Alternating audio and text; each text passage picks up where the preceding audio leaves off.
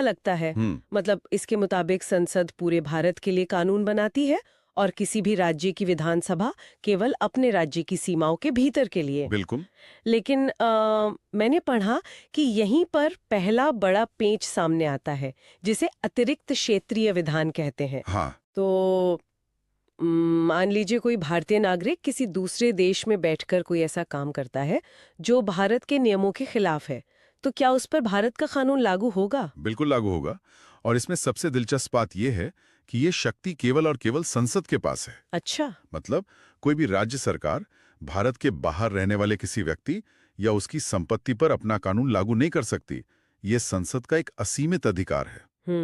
लेकिन इसका ये मतलब बिल्कुल नहीं है कि संसद का बनाया हर एक कानून पूरे भारत में बिना किसी रुकावट के लागू हो जाएगा।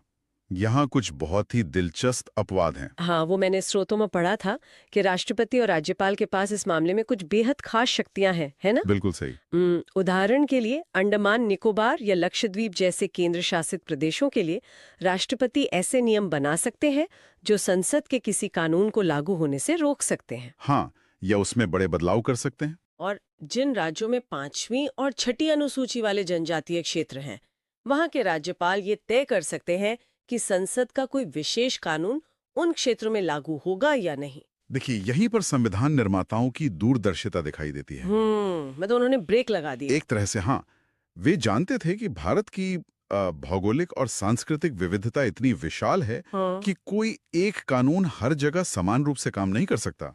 जनजातीय क्षेत्रों की अपनी अलग परंपराएं होती हैं। इसीलिए उन्होंने राष्ट्रपति और राज्यपाल के रूप में ये सेफ्टी वॉल दिए, ताकि संसद का कोई सामान्य कानून अनजाने में किसी विशिष्ट संस्कृति को नुकसान न पहुंचा दे। बिल्कुल। इसे समझने के लिए ना मैं एक जॉइंट फैमिली या संयुक्त परिवार का उदाहरण दे रही थी। अच्छा, वो कैसे? हम सब जानते हैं कि संविधान की 7वीं अनुसूची में 3 अलग-अलग सूचियां हैं। हाँ, संघ सूची, राज्य सूची और समवर्ती सूची। बिल्कुल। तो संघ सूची जैसे घर के मुखिया का काम है। इसमें देश की सुरक्षा और बैंकिंग